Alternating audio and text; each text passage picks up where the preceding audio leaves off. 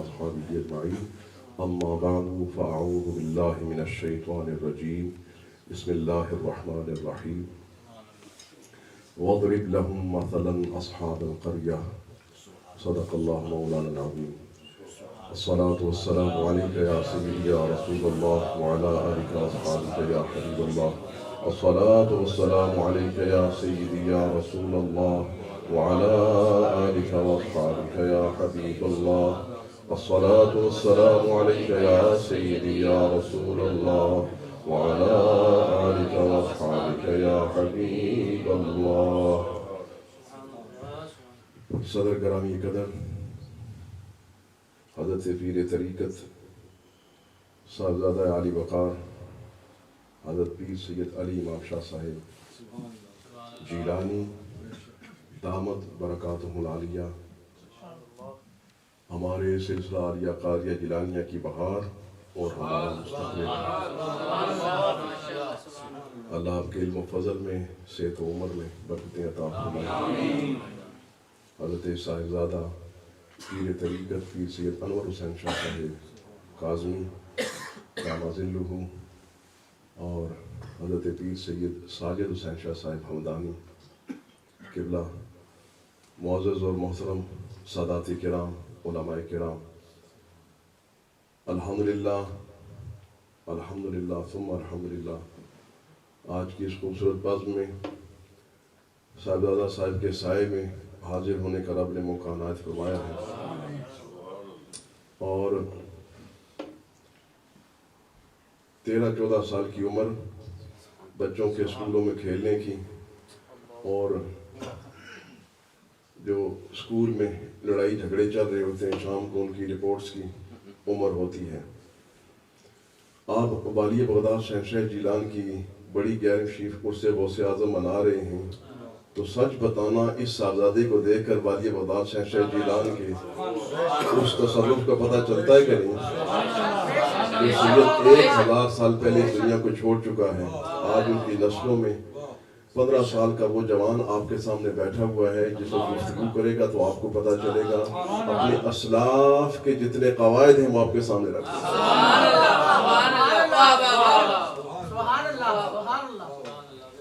ہیں.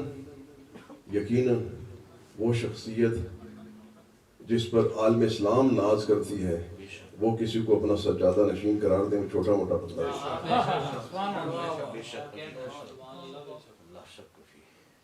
لوگوں کے نگاہوں کے اپنے اپنے زاویے ہوتے ہیں لیکن صوفی جو ہے اس کا نگاہ اس کا زاویہ جو سب سے صحیح زاویہ ہوتا ہے، جو سب سے صحیح زاویہ ہوتا ہے. بحمد تعالیٰ ہمارے پیر و مرشد حضور قبلہ عالم حضرت مفکر اسلام علم کی دنیا میں وہ ظاہری ہو یا باطنی اللہ نے فضل فرمایا ہے کہ وقت کے بڑے بڑے لوگوں کو یہ تسلیم کرنا پڑا ہے کہ علم بھی جس پر ناز کرتا ہے وہ حضرت مفکر اسلام اور لوگوں نے یہ بات اکھاڑوں میں دیکھی ہے. علم مطالعے کا نام نہیں ہے، علم لائبریری کا نام نہیں ہے، علم لفظوں کی جان لینے کا نام نہیں ہے. علم اس صورت کا نام ہے جو عقل میں حاضر ہوتی ہے، موجود ہوتی ہے. یعنی کسی بات کو سمجھنا، سمجھ کر یاد رکھنا، اس کا نام علم ہے. فوٹو کا آ جانا اور پھر رہ جانا، چلے نہ جانا، جس وقت وہ آتا ہے اس وقت علم ہے، جب چلا جاتا ہے تو وہ نسیان ہے. حضور قبلہ عالم حضرت فقر اسلام کو ہم نے دیکھا مغرب کے بعد گیارہویں شریف کی مجلس شروع ہوتی، فجر تک جاری رہتی اور جو عالم جس مضمون پر بولتا اس مضمون پر آپ تبصرہ فرماتے ہیں. یہ باتیں علم کے بغیر نہیں ہوتی اور وہ علم حاضر ہوں. اس وقت بندہ لائبریری چلا یہ مولوی میرے بانے پہ تکا فلانے مولوی کیا آخیا نہیں جناب. اس وقت اگر تفسیر کی بات ہوئے تو تفسیر، حدیث کی بات ہوئے تو حدیث، صرف کی بات ہوئے تو صرف، ناف کی بات ہوئے تو ناف. کمانڈ کے ساتھ اس پر تبصرہ کرنا یہ حضور قبلہ عالم ہے۔ اور پھر آپ نے دیکھا ہوگا بعض ایسے بھی اکھاڑے لگے ہیں جہاں پر اپنے بیگانے اکٹھے ہوئے ہیں اور کسی ایسے مسئلے پر بحث نہیں ہوئی جو پہلے چلتا رہا ہو۔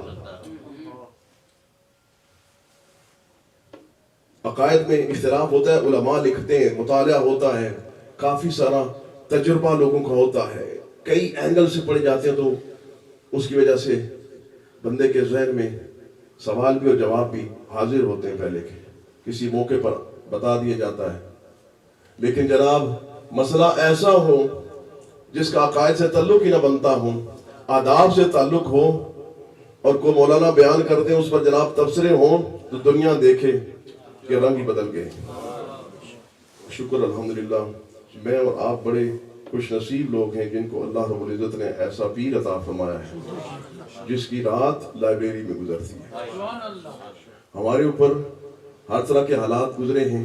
ایک وقت ایسا تھا، بڑا مشکل وقت تھا، تو حضور قبلہ والد گرامی صاحب کو کہیں لے جانا چاہتے تھے، آپ فرمائیں کہ جلدی کریں، چلنا ہے، تو صاحب فرمائے اچھا ٹھیک ہے چلتے ہیں، یہ کتاب بھی اٹھا لیتے ہیں، یہ کتاب بھی اٹھاتے ہیں۔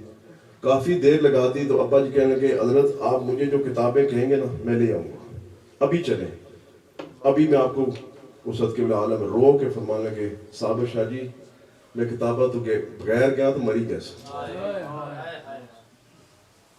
میں کتابہ تو بغیر نہ رہ سکوں، اور جی کی جو ہوئی گچھ ہے یہ کتابہ تو بغیر نہ کرو۔ وہ بندہ جو سخت مشکل ترین حالات میں بھی کتابوں کے بغیر نہیں رہ سکتا، اس کا نام فکر ہے۔ اس پیر نے اصل پیری بتائی ہے۔ قبلہ عالم تشریف فرما ہوئے نارمل حالات میں، جمعے کا وقت ہے، آپ کی طبیعت علیل ہو گئی، آپ نے مجھے فرمایا نماز پڑھاؤ۔ مجھے جب نماز کا حکم فرمایا میں نے فوراً مصلی امام اٹھایا اور اٹھا کر پیر صاحب کے سامنے رکھا کہ آپ اس پر تشریف فرما ہوں، میں ویسے نماز پڑھاؤں گا، فرمایا اس کو اٹھاؤ۔ میں بھی علیل ہوتا رہا نا، میں خیال میں اپنے پیر نہ ادب کر ہی سکنا نہ جانا، نہیں اٹھاتا مسلح میں نے بچھایا، میں اٹھا نہیں سکتا، دوستوں کو کہا اٹھاؤ اس کو۔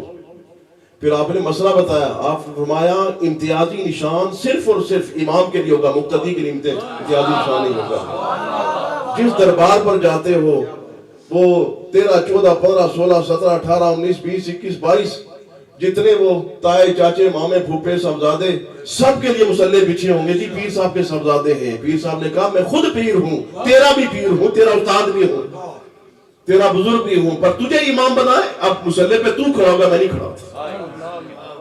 اس ذوق کے ساتھ، اس کیفیت کے ساتھ جس نے پیری سکھائی ہے اس کا نام مفکر ہے۔ وَضْرِبْ لَهُمْ مَثَلًا أَصْحَابَ الْقَرْيَةِ سورہ یاسین روز پڑھتے اس کی ایک آیت کا حصہ پڑھا تھا، لیکن میں چاہتا ہوں کہ میں کوئی تقریر کروں، میری کیا حیثیت ہے اب صاحبزادہ صاحب کے سامنے کہ یہ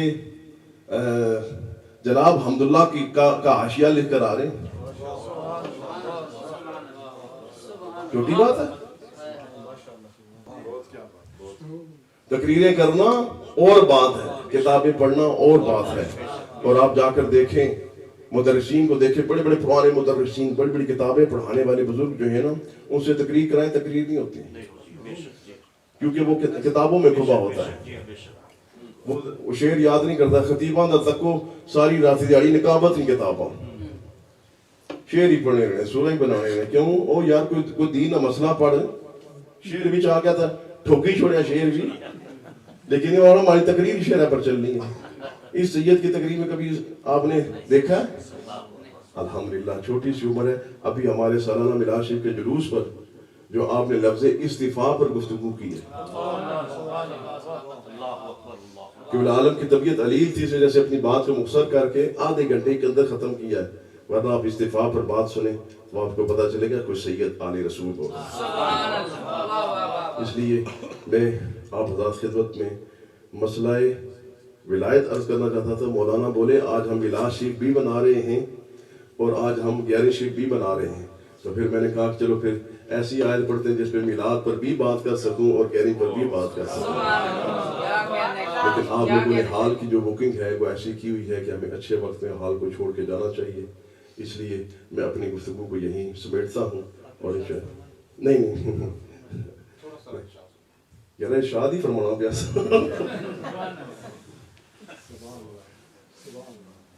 شاہ صاحب کے حکم سے 5 منٹ بولتا ہوں, صرف 5 منٹ بولتا ہوں انشاءاللہ. اللہ رب العزت اپنے محبوب کو حکم دے رہا ہے وَاضْرِبْ لَهُمْ مَثَلًا أَصْحَابَ الْقَرْيَةِ. اے محبوب تو بیان کر ان کے سامنے وہ مثال ان اصحاب قریہ کی. پہلی بات تو یہ پتہ چلی پچھلے لوگوں کی باتیں بیان کرنا یہ قرآن کا حکم ہے. وَذَكِّرْهُمْ بِأَيَّامِ اللَّهِ ہے نا بالکل کلیئر. وَاضْرِبْ لَهُمْ مَثَلًا أَصْحَابَ الْقَرْيَةِ. اور اصحاب قریہ کی باتیں نبی کی زبان سے.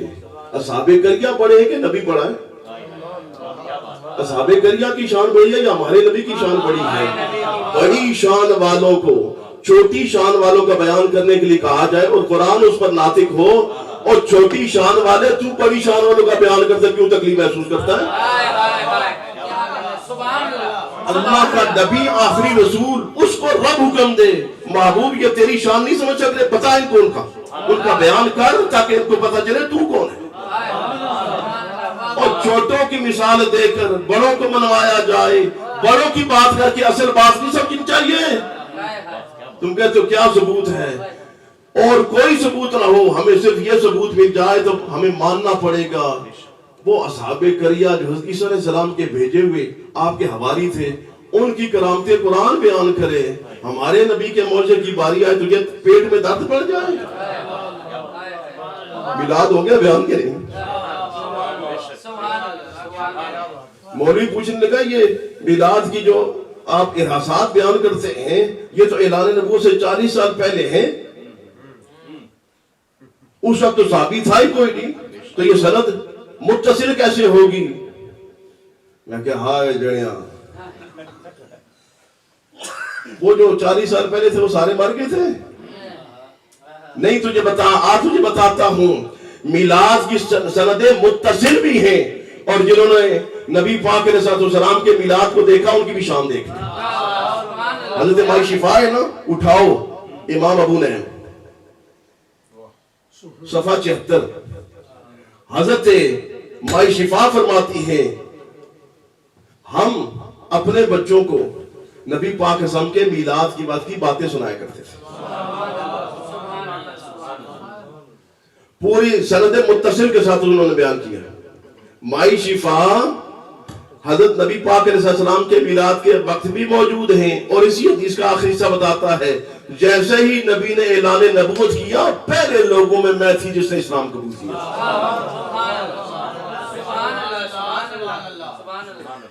نبی کے میلاد کے منکروں تم اتنی بات بھی نہیں سمجھ سکے. میلاد بیان انہوں نے کیا ہے جنہوں نے میلاد دیکھا ہے.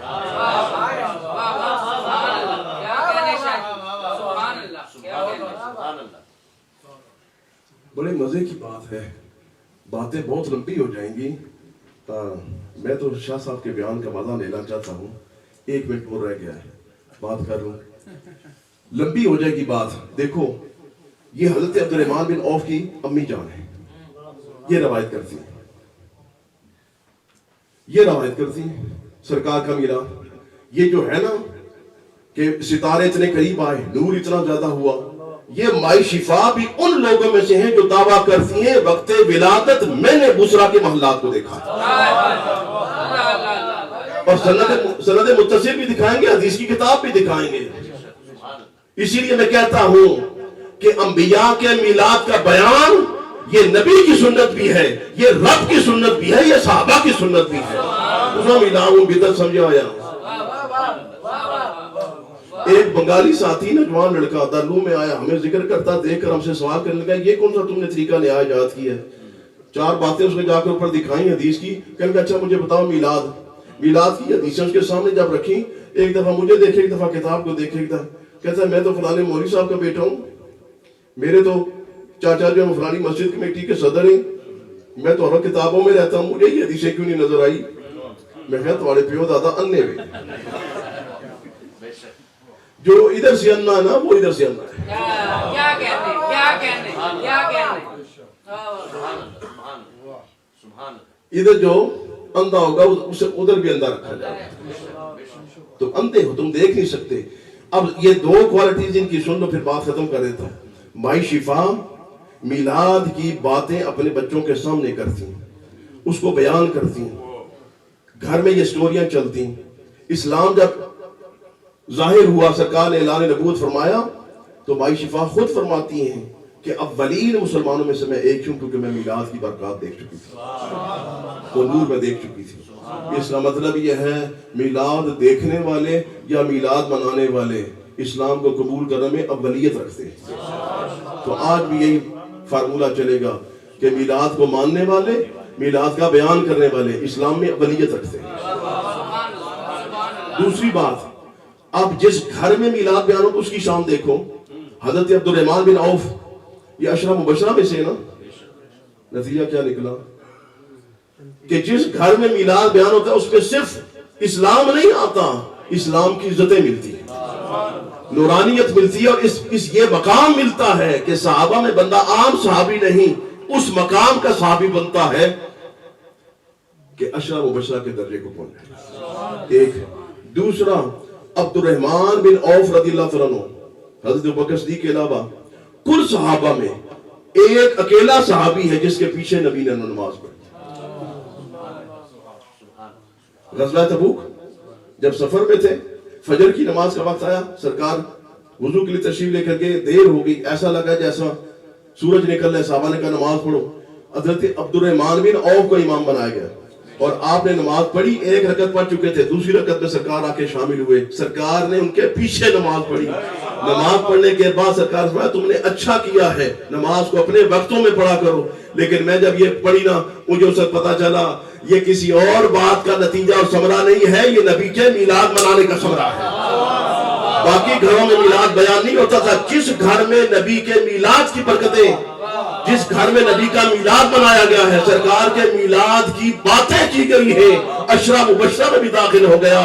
نبی پاک علیہ السلام کے لیے امام کے طور پر نماز میں آگے کھڑے ہونے کا بھی اللہ نے اس کو عزت عطا فرمائی ہے, اور ایسی عزت جس کو خود نبی نے سرٹیفائیڈ بعد میں اس کو اپریشیٹ کیا.